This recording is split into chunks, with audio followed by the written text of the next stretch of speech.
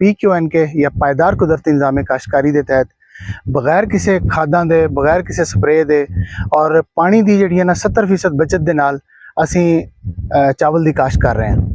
तो ये टैक्नोलॉजी जी है पाकिस्तान के अंदर इंट्रोड्यूस कराने वाले साइंटिस्ट जोड़े सन, उन्होंने नाम है डॉक्टर आसिफ शरीफ साहब। ये उन्होंने टैक्नोलॉजी मुतारिफ कराई सी पाकिस्तान के अंदर, और अज साढ़े जोड़े हमसाया मुमालिक ने वो अंदर भी ये बहुत सारे फॉलोवर्स मौजूद ने जोड़े इस टैक्नोलॉजी तो फ़ायदा चुक रहे हैं।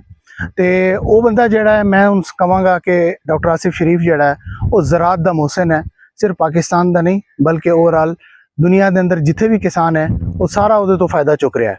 तो इसी तरीके ये टैक्नोलॉजी है, मैं थोड़ा जिहा इसका तारुफ करांदा चला कि यह टैक्नोलॉजी है कि किस तरह परफॉर्म करती है, तो किस तरह काम करती है, तो किस तरह मुमकिन है कि पानी चावल जोड़ा है वो इन्ना ज़्यादा पानी लैन वाला जोड़ा पौधा है वो किस तरह बैड के उत्ते लग सकता है।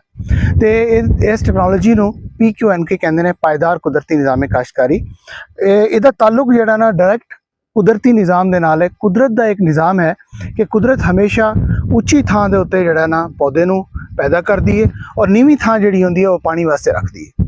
तो असी जोड़ा ना उल्टा काम कर दिता कि नीवीं थां के उत्ते जोड़ा ना पौधा ला दिता और उन्होंने पानी नाल भर दिता।